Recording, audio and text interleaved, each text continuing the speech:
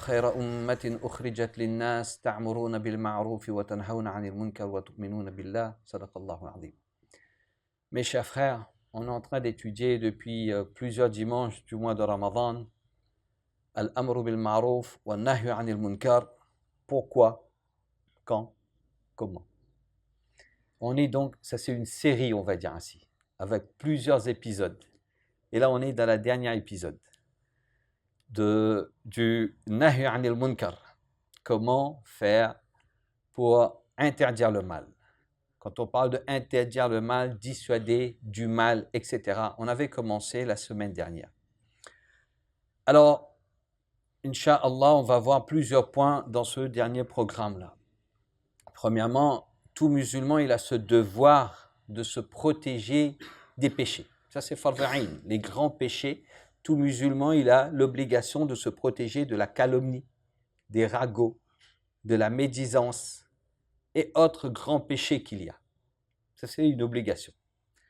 Ensuite, il a cette obligation de dissuader le mal, du mal de ses proches. Par exemple, son père, sa mère, ses frères, ses sœurs, son épouse, sa fille, ses fils, ses proches qui sont pris dans des péchés. Là, il voit cela de ses yeux, comment il doit intervenir pour qu'eux aussi délaissent le mal qu'ils sont en train d'accomplir. C'est le premier thème qu'on verra, Inch'Allah ta'ala. Ensuite, on va voir la continuité du hadith de la semaine dernière. Le hadith, il est authentique, rapporté dans Musnad Ahmad, il y a ce hadith. An-Nasa'i, il a cité également ce hadith. Man ra'a minkum munkara, celui qui voit le mal, falyughayyirhu biyadihi. Là, on va expliquer, est-ce qu'il doit empêcher avec les forces de sa main, oui ou non, etc. Troisième partie du programme aujourd'hui, ce sera est-ce que parfois, alors interdire le mal, dissuader le mal du mal, ça c'est obligatoire. Mais parfois, il est interdit d'interdire le mal. Il faut une preuve pour cela, on emmènera Inch'Allah. Et quatrième partie, ce sera Inch'Allah ta'ala déjà en tant qu'atékelé, ça terminé là.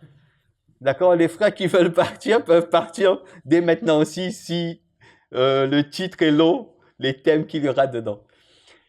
Et quatrième partie, on va traiter, on condamne le mal, pas le pécheur. La preuve aussi. D'accord? Nous condamnons, moi je condamne le pécheur, Ali, son papa, son maman, tout ensemble. D'accord? Donc je dois condamner le péché, pas le pécheur. On viendra sur ce thème-là, Inch'Allah ta'ala. Alors on va essayer de mixer, remixer tout cela rapidement. On va essayer de parler un peu plus vite. Si c'est en mode trop vite, vous précisez, on ralentira, Inch'Allah ta'ala. Alors, la première des choses, donc on a cette obligation de se protéger des péchés, il n'y a pas de doute dessus. Tout le monde il y a. Allah Azza wa Jalla, il dit وَضَرُوا ظَاهِرَ الْإِثْمِ وَبَاطِنَا. Délaisser les péchés apparents, les péchés cachés, etc. Ça, tout le monde, c'est ces versets-là où Allah Azza wa Jalla dit يَا أَيُّهَا الَّذِينَ آمَنُوا قُوا أَنفُسَكُمْ. Protégez-vous vous-même du feu de l'enfer. On a cette obligation, donc, de se protéger des péchés. Tout musulman, pour avancer vers Allah, il faut se protéger des péchés. Je ne peux pas avancer vers Allah, d'accord, mon acheminement vers Allah ne peut pas se faire de la meilleure façon si j'accomplis seulement des bonnes actions et je ne délaisse pas les grands péchés. Mais chacun a son rythme, bien sûr, mais je dois faire l'intention de délaisser les péchés. Ça, c'est premièrement. Deuxièmement, j'ai cette obligation de dire à ma famille, à mes proches d'abord, l'épouse, les enfants, les proches, et le cercle va s'agrandir au fur et à mesure. Également de leur dire, de le dissuader, de délaisser les péchés également. Allah Azza wa Jalla dit, Ya ayyuhalladhina amanu qu anfusakum. Eux, ceux qui ont la foi, protégez-vous vous-même, wa ahlikum, et votre famille également, du feu de l'enfer. Sur ce verset-là, les ulama ils expliquent, on a donc l'obligation de se protéger des péchés et faire de sorte que nos proches, les plus proches d'abord, des fois ils disent, occupe de famille d'abord, non? Dès qu'on dit quelque chose, hey, ne fais pas telle chose, dis, regarde madame comment il vit, fais d'abord. Regarde l'autre sœur, regarde un tel, regarde l'autre tel. D'accord? Donc on a l'obligation, eux aussi, avec beaucoup, bien sûr, on a vu les conditions pour pouvoir dissuader du mal. Tout le monde se souvient des 10 conditions qu'il y a avec douceur, avec sagesse, avec miséricorde, avec compassion, avec tact, même si c'est la ville d'accord, avec ilm, etc. Ne pas mépriser la personne, ne pas se considérer supérieur à la personne lorsqu'on fait amr bil ma'ruf, etc. ou nahy anil munkar. Donc ça c'est une chose. Maintenant, si je délaisse le fait que je vois mes proches, ou les proches, ça peut être l'épouse, ça peut être le mari, ça peut être mes filles, ça peut être les fils, ça peut être les proches ou les amis, etc. Je vois qu'ils sont dans le mal, dans des péchés, et je dis rien. Et ça me fait rien aussi.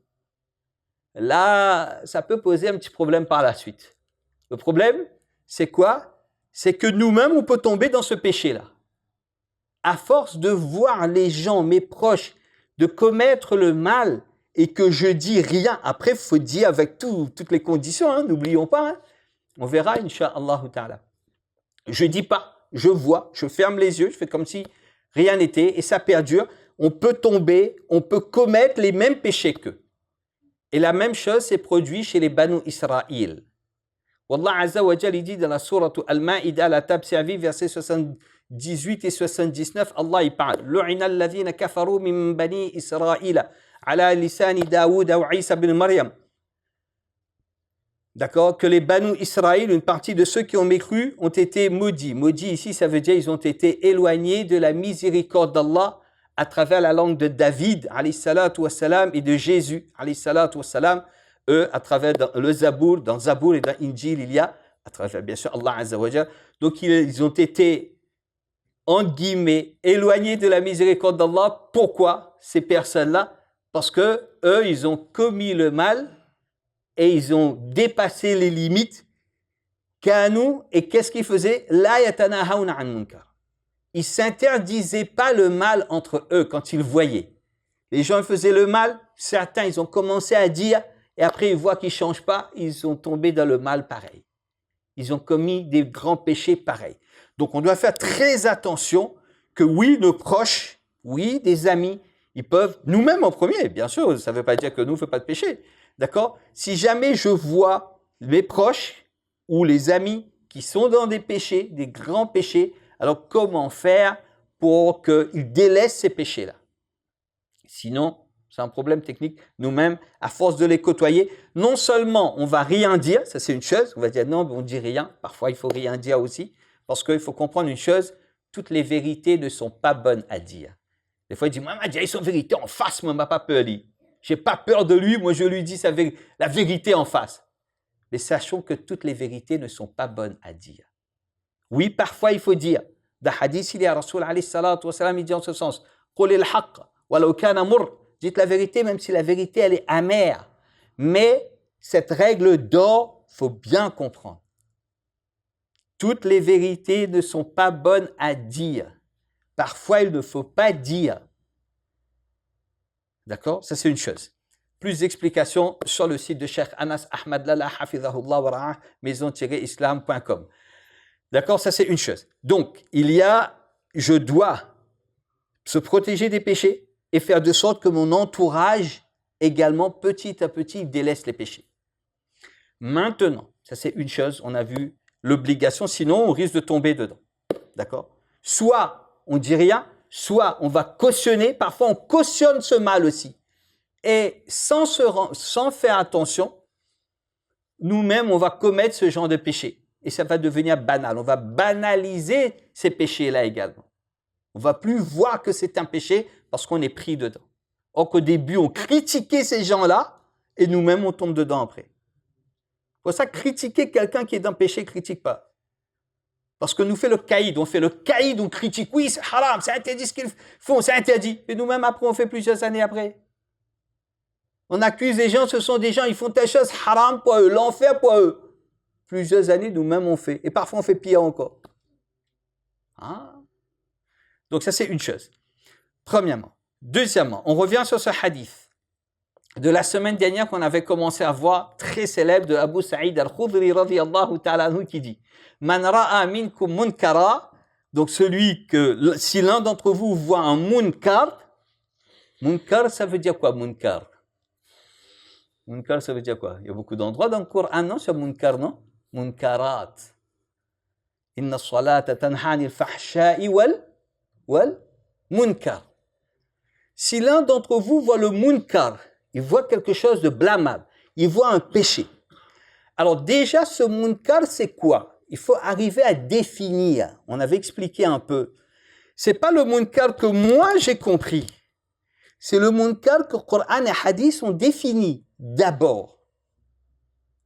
D'accord? Parfois, je pense que c'est interdit, or que c'est autorisé. On a vu l'exemple de porter des bermudas que les genoux dépassent. Je veux crier sur un jeune homme parce qu'il vient à la masjid avec ses genoux, on voit ses genoux. Je crie sur lui, hey, va couvrir, mets un khamis. Or que dans son école, c'est autorisé, sans problème. Pour les shafi'is, genou n'est pas compris dedans. Donc, il faut arriver à déterminer le munkar. Le munkar, le mal que moi j'ai compris, que mon papa, mon grand-père, mon grand-père, mon famille a compris, ou bien le mal que Coran et Hadith ont défini. Maintenant, quand on parle de munkar, il y a plusieurs types également. D'accord? Il y a ce qu'on appelle le kufr akbar. Et il y a le kufr asghar.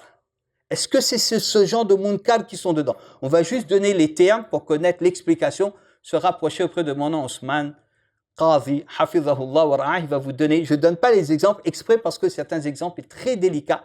Les exemples se trouvent également sur le site de Cheikh Anas Ahmad Lalla, hafizahullah wa ra'ah. Donc ce munkar-là, est-ce que c'est un munkar qui est dans le kufr akbar, que mes proches, ils sont en train de faire un kufr akbar, oui ou non? Ou bien un kufr asghar, oui ou non? Ou bien un shirk akbar, oui ou non? Ou bien un shirk asghar, oui ou non? Ou bien ils sont en train de faire un bid'a à travers les actions, oui ou non? Ou bien bid'atul i'tiqadiyya, oui ou non? Il faut arriver à définir tout cela avant de bugger, avant de clasher sur quelqu'un qu'on n'a pas le droit. Ensuite, ce munkar, c'est un grand péché. Ok, c'est un grand péché. Mais tous les grands péchés ne sont pas de même niveau, non? Un musulman qui boit de l'alcool, c'est un grand péché, non? Il boit de l'alcool. C'est un grand péché, ma chérie? Tu es sûr? Ok, masha'Allah. Donc, un musulman qui boit de l'alcool et un musulman qui ne fait pas la salat, les deux sont pareils? Un musulman qui fait la médisance, il passe son temps à faire la médisance, à faire la calomnie, faire ragot, parler sur le monde, faire la dilafé, faire palabre, comme disent nos frères mauriciens. D'accord? Ils font palabre chaque heure. Tout moment avec lui, c'est tout le temps la médisance. Ça, c'est un grand péché, ça. Mais est-ce que ce grand péché-là, donc ça, c'est un péché. Et de l'autre côté, l'autre, il désobéit à ses parents. C'est deux grands péchés, mais ils ne sont pas de même niveau aussi. Tous les grands péchés ne sont pas forcément de même niveau. D'accord? Après, quelqu'un, il fait une action qui est karaha, makrou. Et là, makrou, on sait, il y a plusieurs. Makrou tahrimi et tanzihi. D'accord? Et là, je vois mon fils, mes filles, l'épouse, le mari, en train de faire une action qui est makrou tahrimi. Est-ce que je veux crier sur elle? Est-ce que je veux dire c'est haram? Makrou tahrimi, moi, ça l'a dit makrou tahrimi, haram. Est-ce que j'ai le droit? Et si il ou elle sont en train de faire une action qui est makruh et tanzih aussi. Donc il faut que j'arrive à connaître les degrés des péchés, sa gravité, pour pouvoir man ra'a minkum appliquer ce hadith-là. Hein? Si je vois quelqu'un, imaginez, qui boit l'eau debout, qu'est-ce que je veux dire? Qu'est-ce que je veux dire? Tout le monde connaît ce hadith-là, non? Tout le monde sait ce hadith, non? Naha Rasulullah sallallahu alayhi wa sallam shurbi qa'iman. Rasul alayhi sallam. Ou comme qala salatu sallam, le hadith, il est authentique, non? Comment on traduit ça? Rasulullah sallallahu alayhi wa sallam, il a quoi? Un peu causé, non? Quand même fatigue comme ça, 30e, il fatigue comme ça? Yahya. Tout le monde a pu la voix, il dit, Ya Allah, fais qu'à soi, il trouve la lune. Météo fin dit, à soi, il trouve pas la lune. Les gars, pas contentés.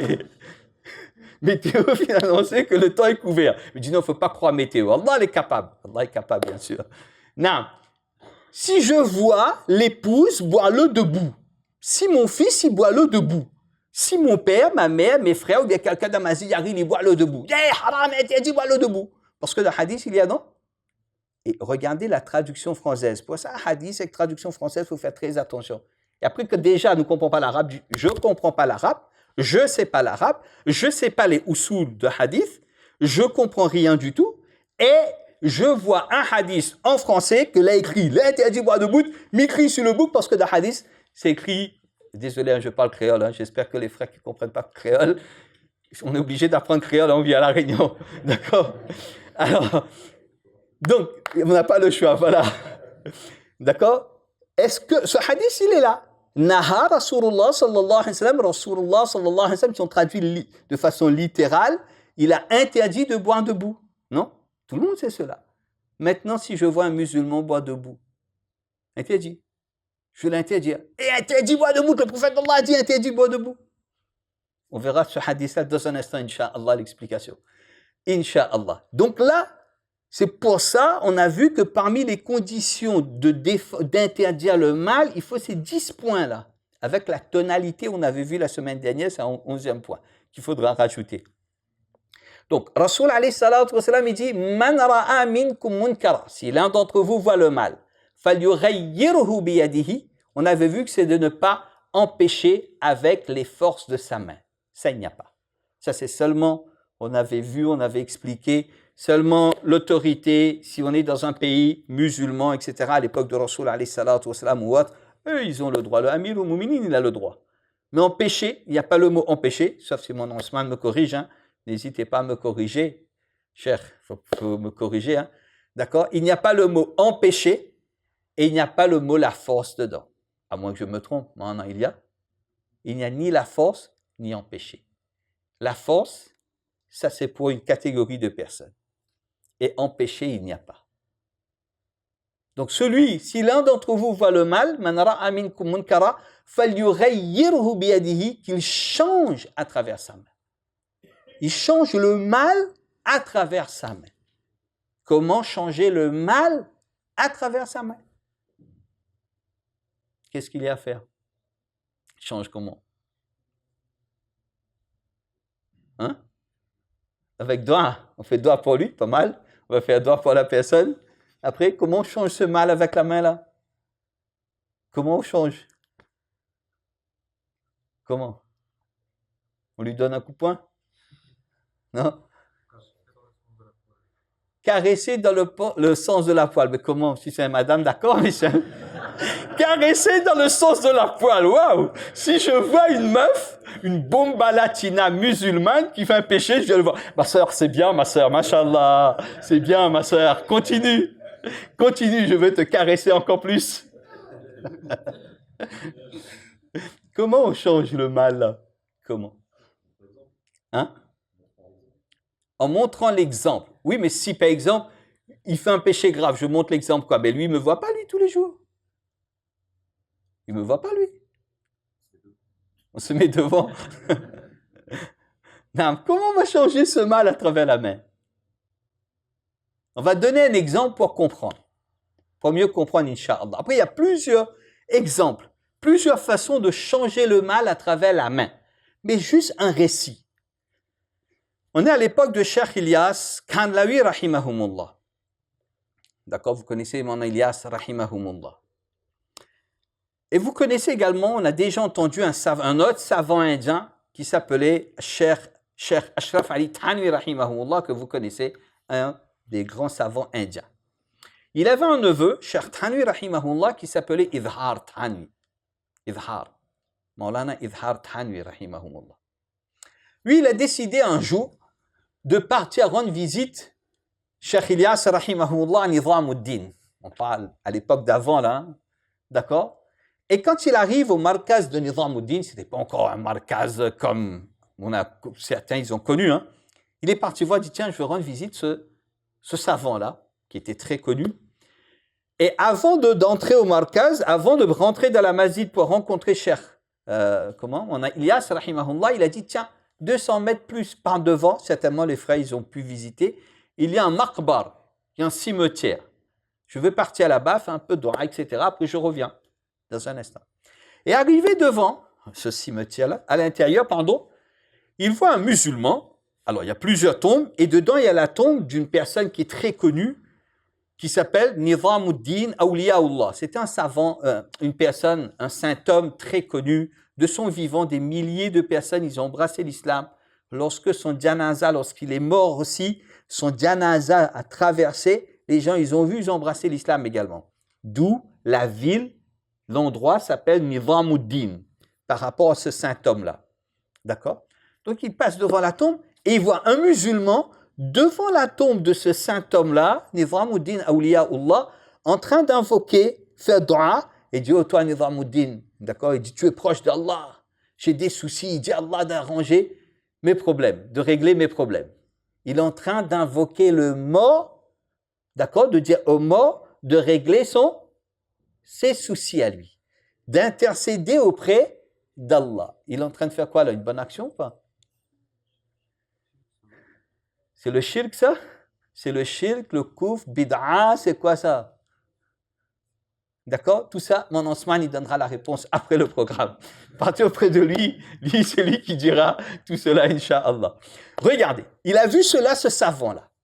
Donc lui, son rôle, il a dit qu'il faudrait, il est en train de faire quelque chose de pas bien, il est parti voir la personne, il dit, mon frère, alors, je donne les termes, il n'a pas dit mon frère, il n'a pas dit tout ça, hein. En gros, il a dit, il fait comprendre à la personne que c'est pas bon ce que tu fais. La personne dit, laisse-moi, d'accord? Je sais. Et il insiste. Et les voix se sont levées, d'accord? Et l'autre dit, hey, occupe tes affaires où? D'accord? Bref, etc. Ils se sont chamaillés et il a pu interdire avec force, non, ça c'est haram, ça c'est bid'a, ça c'est shirk, etc. Tu n'as pas le droit de faire ceci et cela. Ils ont commencé à élever la voix. En élevant la voix, des fois ça arrive en créole, du papa au moment, d'accord? Ton père, ta mère, etc. Ça arrive tout cela. Et donc il a pu empêcher la personne de faire ce qu'il ne faut pas faire. La personne est partie et lui, il est content. Il est content. Khalas. Et il revient voir Cheikh Ilyas. Donc il arrive, il fait salam à Cheikh Ilyas, etc. Et il dit à Cheikh Ilyas, Kanlawi, rahimahumullah, que Cheikh, quel tabrir tu fais toi? Quel tabrir? Devant toi, à quelques centaines de mètres, il y a des gens qui font du shirk. Tu les interdis pas. D'accord? Et vous faites tablir. Pourtant, ils se connaissent mutuellement avec respect et tout, hein, pas sauvage, hein. D'accord? Alors, et il dit, Cheikh Ilyas lui demande pourquoi, qu'est-ce qui s'est passé? Il dit, ben voilà, je suis parti là-bas, devant la tombe, j'ai vu un musulman en train de prier, invoquer le mot pour lui demander, intercéder auprès d'Allah, etc. Il dit, mais qu'est-ce que tu as fait? Il dit, ben moi, je mets en pratique le hadith, man ra'a minkum munkara, falyughayyirhu biyadihi. Il dit, mais comment tu as changé le mal? Il dit, ben je lui ai empêché, je lui ai dit, c'est pas bon, ce que tu fais, c'est interdit, etc. Alors, Cheikh Ilyas, rahimahullah, dit, mais tout ce que tu as dit là, il explique tous les mots, etc., comment la chauffer et tout. Il dit, mais tout ce que tu as dit là, il y a dans hadith ça.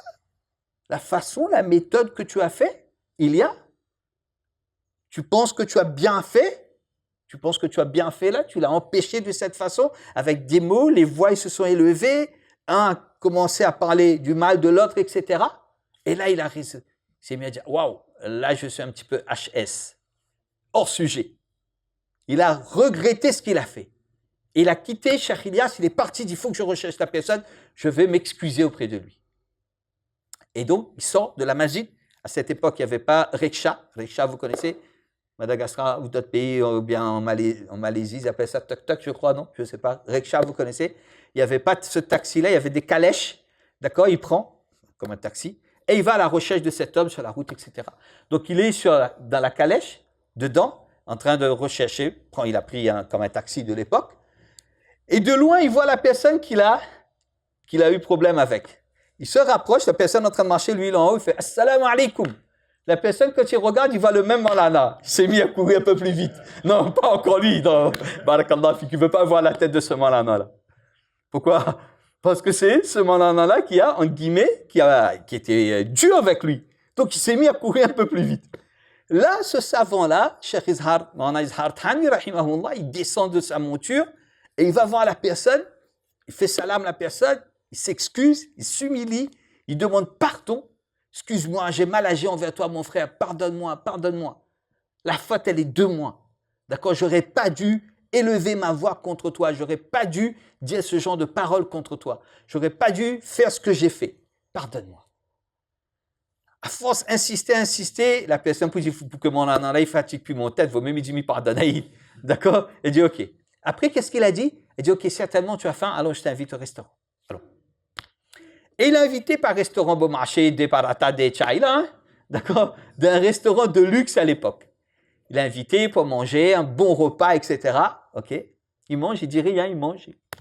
Et en mangeant, en parlant, là, la personne, il dévide son cœur. Il dit, voilà, tu sais, le cheikh lui a juste demandé, mais dis-moi pourquoi tu es venu ici à Nizamuddin, dans cette ville-là, dans cette région-là, ce petit village-là. Il dit, voilà, on m'a dit que moi, je suis quelqu'un, telle personne, etc. J'ai beaucoup de problèmes dans ma vie. On m'a dit que il y a la tombe de cet homme-là, Nizamuddin Awliyaullah, qui était une personne très pieuse, proche de Dieu, proche d'Allah. Donc, tu as des problèmes, va lui demander d'intercéder auprès d'Allah pour toi. Et Inch'Allah, tes problèmes seront résolus. Donc, on m'a dit cela, moi je suis venu, je lui ai demandé. Donc, il raconte. Alors, Cheikh Izhar Thanwi, rahimahullah, lui dit, effectivement, c'était une personne très pieuse, ça on n'a pas de doute. Mais la personne est décédée. Tu as tes problèmes, demande Allah directement. Passe par Allah directement. C'est beaucoup mieux. Allah, il répond lui. Là, il change de tonalité, il change de discours. D'accord? On va voir comment il a changé le mal. Là. Il a invité au restaurant. Changer le mal, c'est j'ai investi mon argent. Changer avec sa main, ça veut dire quoi? J'ai investi ma richesse sur la personne. J'ai un ami qui est par exemple un musulman qui est drogué, qui est alcoolique, qui est dans tel péché. Je fais ami avec lui et je dépense ma richesse sur lui. Invite Ali. Je l'aide avec cette intention-là. D'accord? Alors, en parlant ainsi, il explique, et il dit, bah, écoute, la personne est morte, demande-moi. Il dit, ah bon? Il dit oui. Après, il lui dit que, écoute, il y a un savant là, il s'appelle Ilyas, si tu veux, je t'emmènerai le voir, et tu lui demandes aussi de faire droit pour toi. Là, la personne, il a compris l'erreur qu'il a fait, la personne qui est venue devant la tombe. Et là, Izhar Thanwi, rahimahullah, il a compris comment fallait changer le mal qu'il avait vu là. Investir sa richesse, dépenser sur la personne. À tous les gars disent, ça tombe dans le mal, comme ça les gars ils dépensent sur moi. Non, c'est pas ainsi. Jamais. Jamais. Parfois, donc ça c'est une méthode parmi les méthodes, une solution parmi les solutions, d'accord? Au lieu de crier sur la personne, au lieu de bugger sur la personne, au lieu de l'interdire par les forces de la main, c'est changer le mal à travers la main. Une méthode, c'est ainsi. D'accord? Et ça lui a permis de faire ainsi. Regardez. Donc ça c'est une chose. D'accord? De changer le mal à travers la main. Je vois quelqu'un dans un péché, grave péché, mais je ne veux pas forcément lui dire sa vérité en face. Je ne veux pas. Donc ça, je ne peux pas, par exemple. Rasul alayhi salatu wassalam, il donne une deuxième solution. S'il ne peut pas changer le mal à travers la main, c'est avec la langue. La langue, c'est quoi? Rendre fili, crier sur lui, bugger, le rabaisser, l'humilier. Non, jamais, jamais, mais jamais de la vie. Avec sa langue. Et moi, j'ai compris avec la langue, donc j'utilise la force de la langue, d'accord, pour le dissuader. Et là, je veux l'humilier. Hé, haram, ma fille, ça l'interdit, ça vient plus mazid, lui, il veut plus voir ici. Mon frère, subhanallah, pourquoi on crie? Pourquoi déjà? Changer avec la langue, ça ne veut pas dire élever la voix. Changer avec la langue, ça ne veut pas dire crier.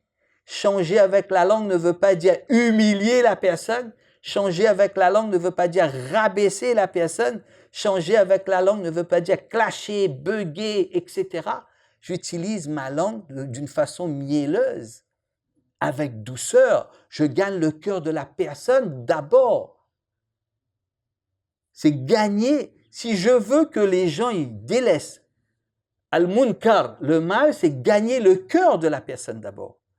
Et après, petit à petit, sans lui dire, je fais peut-être allusion, ou bien j'explique autre chose. Il va comprendre, lui, ils sont intelligents, les musulmans, les arabes, pas bêtes ça, les arabes les bêtes.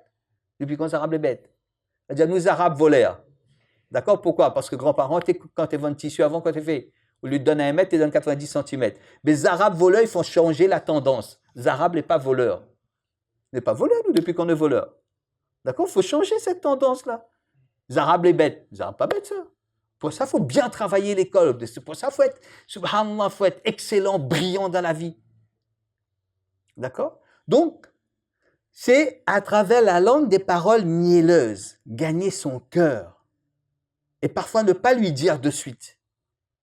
Je fais ami avec lui. D'accord? Ça, je ne peux pas.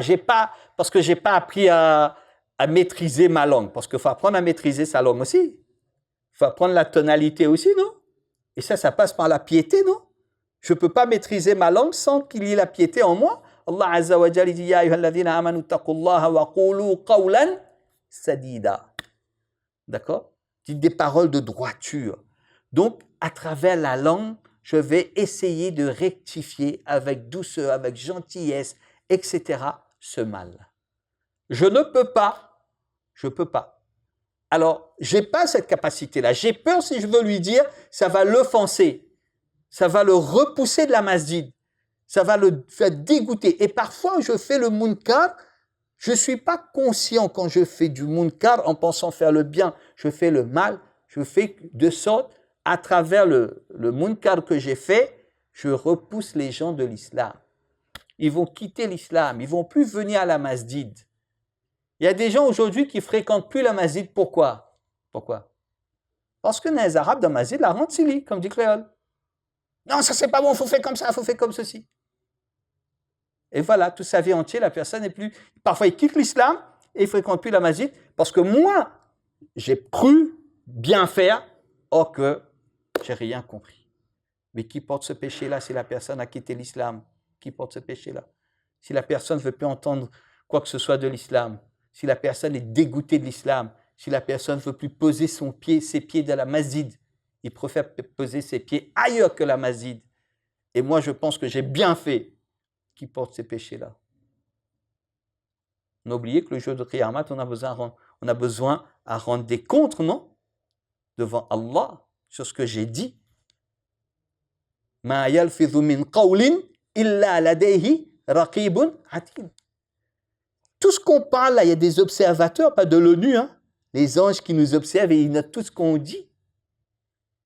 Donc, parler, dire quelque chose que ça, c'est pas bien, il faut connaître, il faut apprendre. Sinon, dis pas. C'est mieux de ne pas dire. Il faut peser le poids, le compte. J'arrive pas à dire, j'arrive pas à faire comprendre la personne à travers mes paroles parce que je sais pas, j'ai pas une tonalité correcte. D'accord? Donc, changer avec sa langue, c'est pas clasher, bugger, crier, humilier la personne. Jamais de la vie. C'est pas blesser le cœur de la personne. Jamais. J'ai pas le droit de blesser. D'accord?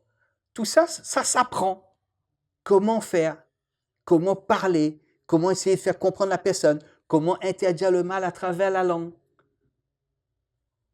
D'accord? Donc, je ne peux pas cela parce que je n'ai pas appris. C'est pas grave, ça. Si vous ne pouvez pas cela, Rasul alayhi salatu wa sallam dit, si tu ne peux pas, alors, c'est quoi? C'est de penser dans le cœur. C'est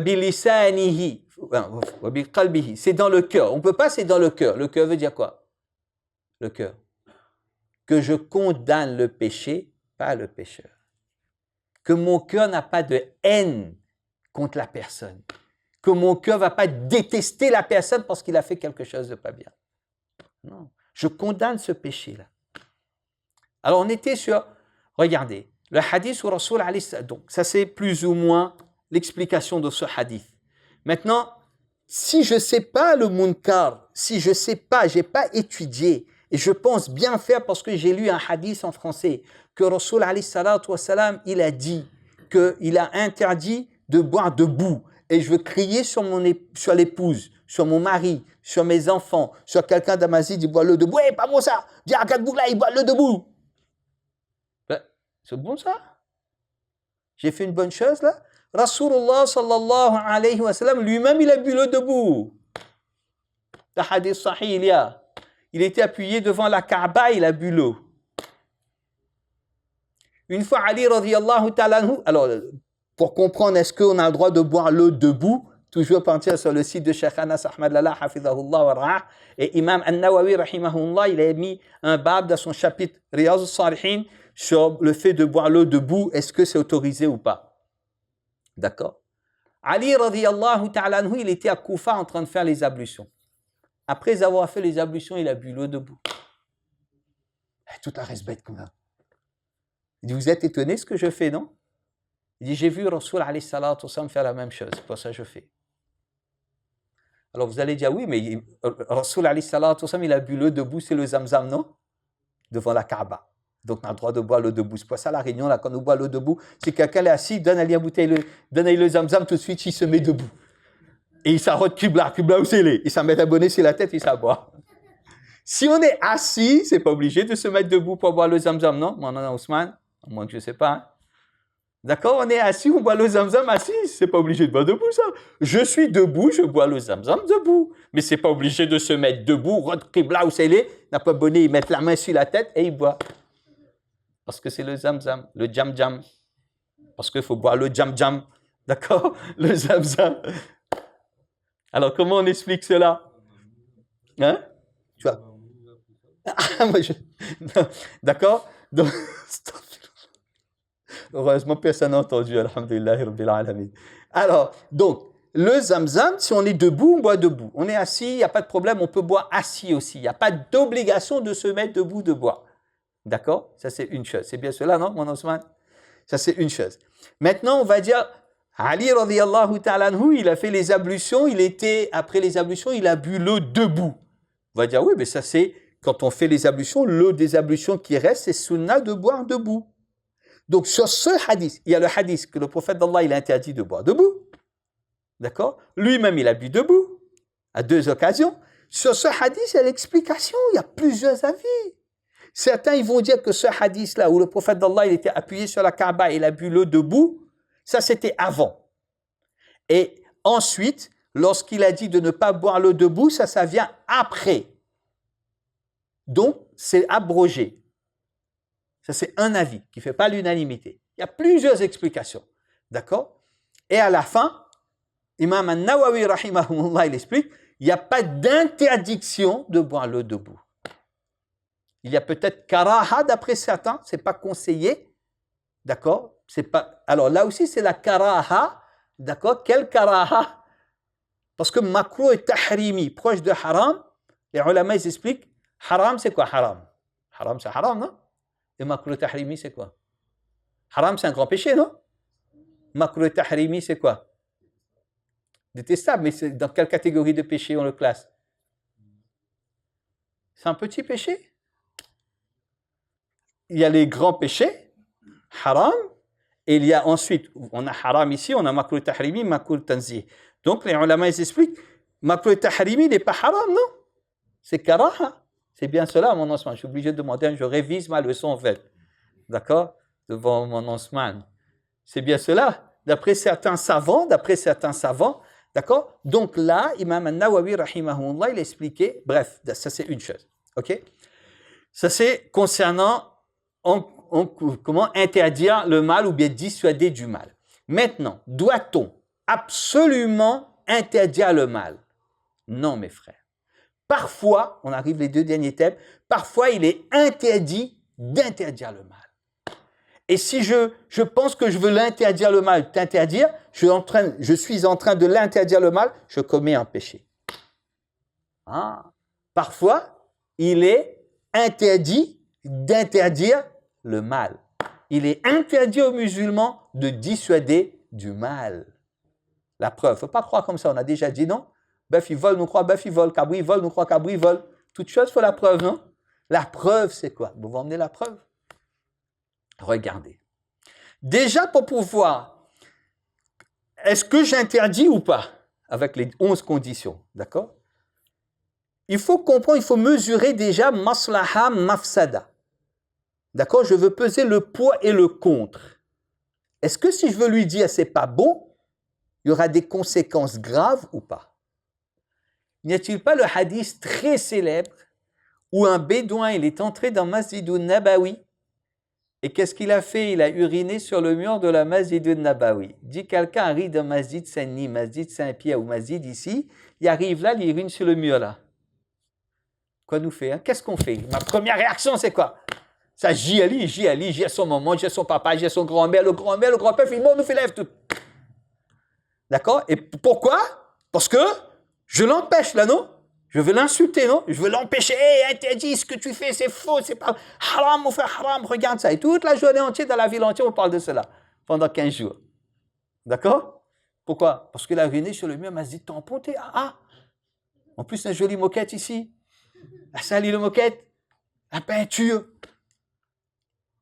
Et la plus forte radio Freedom, c'est Radio Arabe qui est en marche pendant 15 jours. D'accord? Dit quelqu'un vient et urine sur le mur là. Toute la journée entière. On va le critiquer et on le met déjà dans l'enfer. Hein? Il est déjà dans l'enfer, lui. Pour nous, c'est quelqu'un de l'enfer. Khalas. Non? La fille met Ali, son papa, son maman, son madame, toutes dans l'enfer. Tout le monde est dans l'enfer parce qu'il a fait cela, lui en premier. Ah bon? Lorsque ce bédouin, il est venu dans la Masjid Nabawi et il s'est mis à uriner sur le mur de la Masjid Nabawi en présence de Rasulullah sallallahu alayhi wa sallam, Imam al-Anbiya alayhi salatu wa salam le voit. Il a interdit lui? Il a interdit? Il n'a pas interdit. Les compagnons radiyallahu anhum ajma'in, on sait ce hadith, tout le monde sait, non? Mais on sait, mais la réalité, fait ça un téléphone de namaz. Après namaz, on va voir qui sa premier élève pour dire, éteins le téléphone. Par contre, si c'est un riche, personne n'encourage d'aller. Si c'est un riche, personne n'encourage d'aller. Dis un riche, dans ma zid, il sent mauvais. Personne dit quelque chose. Parce que c'est un riche. D'accord? Dis un riche vient en débardeur dans ma zid. Quelqu'un est très riche. D'accord? Il donne l'argent à la masjid et il vient faire la salat derrière l'imam en débardeur. Quelqu'un ose dire quelque chose? J'arrive pour ça dire, sinon il n'y a plus l'argent le mois, foutu là. Comment ça fait? J'arrive premier dire, les gars, dis pas rien, parce que le mois, j'ai besoin de partir chez son magasin là, récolter de l'argent. D'accord? C'est bien ça, non? Hein? D'accord. Une anecdote.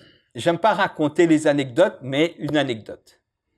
J'avais un ami, on est en 1980, avant l'an 2000. Début l'an 2000 peut-être, d'accord? J'ai un ami, on a grandi ensemble, et lui, il a fait les études en France plusieurs années, on ne s'est plus vu depuis plusieurs années. Il est retourné à La Réunion, ok? Quelqu'un de Saint-Pierre. Et lui, il faisait du bodybuilding. Grand, un balèze, un armoire à glace, comme on dit, d'accord?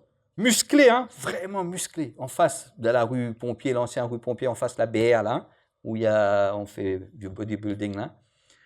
Il venait la salatul isha en débardeur, gros muscle, ça brillait derrière imam. Et le gars, c'est un armoire à glace. Et personne à Saint-Pierre avait le courage de lui dire quoi que ce soit. Déjà, il n'avait pas de camarade, lui. Il était avec Ben Arabes, lui. Il ne fréquentait pas les musulmans. Mais on était amis d'enfance. Et j'ai des gens, les gens de Saint-Pierre, de la Masjid, plusieurs fois, ils sont venus me voir. Ils disent, non, ça ou Dalon, ça ou camarade, Djalité, il vient Masjid en débardeur. Et débardeur, petit débardeur, gros muscles. Hein? D'accord? Finalement, ça pas bon, haram, makro, etc. Tout qui a été n'a fait dire. Allez, Djali. Mais le bouc, il dit là, il n'y a pas à dire. Lui, il n'ose pas dire à la personne. Jamais il va lui dire. Mais il sait que je suis bien avec lui. Va lui dire. C'est ton devoir. Plusieurs fois, ils sont venus me voir. Dans aucune fois, je lui ai dit quoi que ce soit, mon ami. D'accord? Et j'aimais qu'il venait comme cela aussi. Alhamdulillah. D'accord? Tous les soirs, Isha, il sortait de la salle de musculation. Il venait, ça sentait bon. D'accord? Brillait. Ça sentait bon, hein, pas Christian Dior pays, non. Ça sentait vraiment bon. Parce qu'il connaissait qu'on vient à la masjid, pas avec la transpiration, etc. D'accord? Et tous les soirs, il est juste derrière l'imam, l'endroit, le muazzin est juste à côté. Et si c'était moi, comme bête que je suis, j'aurais dit, hey, mon frère, fais pas ça, elle n'est pas bon. Je pense qu'il aurait plus venu à la masjid. Obligé. Plus tard, sans rien lui dire, je le voyais souvent, etc. On parlait de tout et de rien, sauf de cela. Il a commencé, d'accord, donc on le côtoyait bien, etc., commencé à venir à Jamaat, sort de Jamaat, ensemble, et il a décidé de faire les études de Halim, il a terminé aussi, les études. Aujourd'hui, il ne vient plus Masjid de Bardeur, non, d'accord, voilà.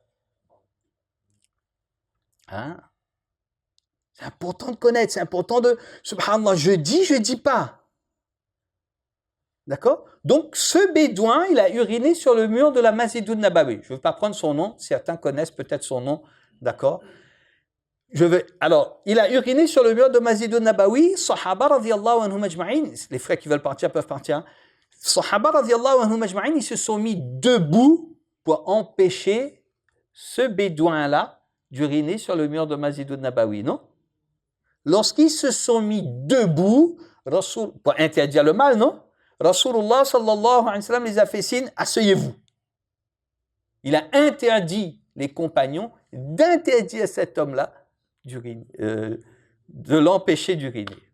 Donc parfois, il est interdit d'interdire le mal. Hein?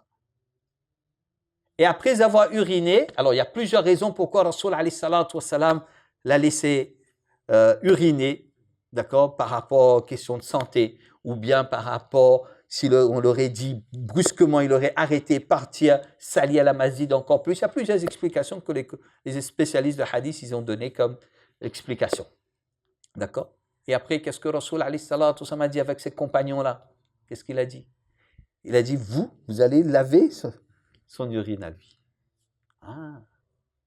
Donc parfois, il est interdit d'interdire le mal. Il y a plusieurs exemples. Ibn Uthaymin, rahimahullah, il cite dans un des hadiths de Amr bin Ma'ruf, Nahi anil Munkar, et il dit que Ibn Taymiyyah, rahimahullah, une fois, Ibn Taymiyyah, rahimahullah, en train de marcher avec ses étudiants, le soir, on est en Syrie, et il passe devant un pub, devant un bistrot, et dedans, il y a des musulmans qui sont en train de picoler, boire de l'alcool à fond la caisse. Et Ibn Taymiyyah, il voit ces gens-là en train de boire de l'alcool, ces musulmans-là. Il les voit en train de boire de l'alcool. Ces gens-là l'ont vu aussi, il a vu ces gens-là. Et il a continué sa route. Il continue sa route, il arrive à l'endroit. Alors ses étudiants disent, cher, subhanallah, tu nous dis d'interdire le mal, mais toi-même, tu as vu ces personnes-là, ces musulmans boire de l'alcool, tu les as rien dit. Tu te contredis toi-même, non? Alors Ibn Taymiyyah, rahimahumullah, qu'est-ce qu'il a dit? Il dit, oui, je les ai vus, il n'y a pas de doute. D'accord? Mais si j'allais partir le voir et leur dire de cesser de boire l'alcool, peut-être en me voyant, ils auraient arrêté par rapport à l'homme, la personnalité, etc. D'accord? Sur le champ, ils auraient peut-être arrêté. Mais tout de suite après mon départ, ils auraient peut-être fait d'autres péchés plus graves que cela encore. Donc c'est mieux, laisse-les boire l'alcool comme ça ils ne violent pas ben madame, il ne s'est pas pillé, d'accord? Il ne fait pas plus péché que ça dans son coin là, c'est mieux là. Parce que là, ils arrêtaient, peut-être ils auraient fait plus que cela, et ça c'était des nouveaux musulmans en plus. Donc parfois, il est interdit d'interdire le mal. Laisse, mais je fais doigt, et Allah. Après, c'est dans mon cœur ça. Et Allah, d'accord, fasse que préserve-nous des péchés et fasse que ces gens-là, ils délaissent les péchés. Donc ça, c'est une chose. Il y a plusieurs explications, 2 exemples seulement. Et on termine avec « Je condamne le péché, pas le pécheur ». Le pécheur, s'il a commis un péché, il a volé, mais dans la loi, on vit dans un pays, d'accord, porte plainte, etc., ça passe au tribunal, on prend un avocat, etc., c'est un péché, il n'y a pas de problème, ça, c'est normal, c'est autorisé. Mais si je vois un musulman, d'accord, qui est dans un péché, d'accord, mais je condamne le péché, pas le pécheur. Bah oui, on va terminer avec ce récit-là. Il y a plusieurs exemples, hein. Parce que condamner le pécheur, là, je vais faire beaucoup de péchés après, par la suite. Dans Hayat al-Sahaba, il y a Omar ibn al-Khattab, radiyallahu ta'ala anhu, il avait l'habitude le soir, ben Jamati, quoi il dit, tu fais gâche. D'accord? Il faisait jaoula. Il avait l'habitude le soir, après Aïcha, fait sa tournée, la ronde à Madina Munawwara. On sait tous dans Fadaïl al-A'mal, il y a plusieurs récits, etc. Quand il a rencontré cette femme en détresse, plusieurs choses. Une nuit, donc, il est en train de faire sa tournée, comme d'habitude, pour voir l'état du peuple, la situation du peuple. Ça, c'est la force d'un chef d'État. D'accord? Et là, il passe devant une maison, et il entend devant cette maison-là, il entend la musique. Et il comprend qu'il y a comme en train de danser. Donc, Omar ibn Khattab, il escalade le mur. Ce n'était pas Spider-Man, mes frères. D'accord? Il escalade le mur de la maison. et il regarde par la fenêtre. Il voit un musulman. Devant lui, il y a des danseuses. Et lui, il est ivre, il est saoul. Ils sont en train de chanter et tout. Omar ibn Khattab, il observe, il regarde, et il s'adresse à la personne directement. Oh, toi, un tel.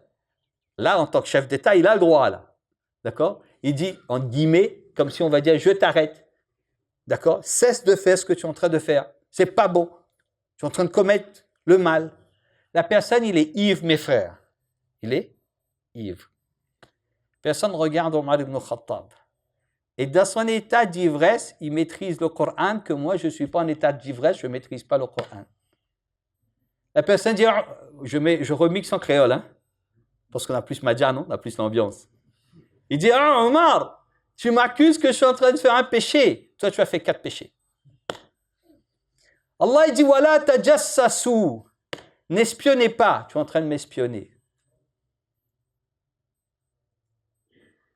D'accord? Allah Azza wa Jal, il dit, Suratul Nur là-bas. La tadkhulu buyutakum ghayra buyutikum hatta tasta'nisu ou tusallimu. N'entrez pas dans vos maisons, n'entrez pas dans la maison de personne sans dire Odi. Odi, il y a quelqu'un? Ou bien de faire salam. Tu as ni demandé il y a quelqu'un, tu n'as pas fait salam aussi. Comment tu peux parler avec moi, toi? Shaoulé où? Et il a lu un autre verset à propos de Hajj où Allah Azza wa Jalla dit de ne pas rentrer par les deux, de pas entrer par derrière des maisons, d'entrer par devant.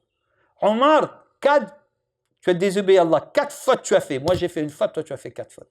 Mais Omar ibn Khattab radiyallahu ta'ala anhu, il avait une grande qualité. Kana waqafan 'inda kitabillah. Lorsqu'on récitait le Coran devant lui, il a abdiqué. Khalas. Et Omar il est parti radiyallahu ta'ala anhu. Cet homme venait tous les jours dans la compagnie de Omar ibn Khattab, il asseyait dans les majlis de Omar ibn Khattab. Et le lendemain, il n'était plus là. Plusieurs jours, il n'est plus là. Il ne vient plus, lui. Il a peur. Omar, qu'est-ce qu'il va me dire?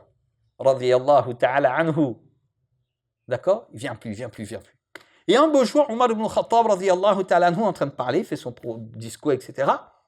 En plein discours, la personne, il rentre dans ma masjid en douce. Après, il cachette, il assise derrière. Il écoute. Omar ibn Khattab l'a vu. Après le programme, la personne allait partir. Omar ibn Khattab l'a appelé. Il n'a pas dit, hey, viens aussi là. Des fois, on appelle Domné. Viens ici. À nous, patron. D'accord? Mais ça aussi, on blesse. On appelle comme on appelle les animaux. Hey. Pss, pss, pss. D'accord? Avec le chien, il fait ça, non? Avec Abril, on fait ça. Pss, pss, pss. Omar ibn Khattab l'a appelé. Avec sourire. J'approche. Et là, il a eu peur. Approche, approche, approche, approche. Et quand il s'est rapproché d'Omar ibn Khattab parle de ses oreilles. Il dit, tu sais, la nuit, la dernière fois que je t'ai vu là, sache que j'ai caché tes défauts, je n'ai pas dit à personne. Si c'était nous là, si c'était moi là. Le lendemain, il raconte tout le monde. Hier soir, ma vie bougla avec bonne madame, ma vie bougla avec un madame, ma vie bougla, on fait la fête, ma vie bougla. Il raconte tout maintenant. Hein? La personne dit, Omar, toi, emmène tes oreilles. Il dit, Omar, tu vois, depuis cette nuit-là, quand je t'ai vu, je t'ai dit, tu m'as dit là, j'ai fait tauba sincère. Tauba sincère, j'ai tout délaissé. Imaginez si Omar ibn Khattab, radiyallahu ta'ala anhu, il avait raconté les gens le lendemain. Et que la personne, il a fait tauba, Allah l'a pardonné. Qui est fautif là? Qui est fautif? Et que moi, je vois les gens en train de commettre le mal, je vais raconter toute la ville entière. Eh, ma vie bouglée avec madame là, ma vie bouglée avec monsieur là, ma vie bouglée avec un tel, j'ai vu un tel, j'ai vu un tel. Tout péché, je dis. Mais je ne sais pas, moi, la personne, il a fait tauba, non, tauba sincère. D'accord? Donc, je condamne le péché. Le péché n'est pas bon, mais la personne, il est meilleur que moi. Parce que certainement, il a fait tauba. Et certainement, moi, je suis en train de faire la médisance sur lui, calomnie sur lui, ragot sur lui, en train de faire raconter, divulguer ses péchés. Et lui, Allah l'a pardonné. Et si les deux meurent en même temps, qui part dans le Jannat, qui part dans l'enfer là? Moi, je suis en train de divulguer ses péchés. Et lui, il a demandé pardon à Allah. Allah a pardonné ses péchés. Donc, ulama, il nous explique qu'on condamne le péché. Le pécheur, c'est entre lui et Allah. On ne sait pas à quel moment il a fait tauba. Qu'Allah Azza wa Jal, mes chers frères, il donne la compréhension de Amr bin Ma'rouf, Nahy anil Munkar, d'accord, la vraie compréhension avec les qualités qu'on doit avoir. Qu'Allah nous accepte tous. Ça, c'est le dernier épisode, c'est fini. D'accord, l'épisode de Amr bil Ma'ruf Nahy anil Munkar. On a compris l'importance de Amr bil Ma'ruf, d'accord, comment faire, etc. Qu'Allah nous accepte tous, qu'Allah nous pardonne. Subhanallah bihamdihi, subhanakallahumma bihamdika, wa nashhadu an la ilaha illa. Toutes les questions, les réponses avec Cheikh Ousmane, Inch'Allah.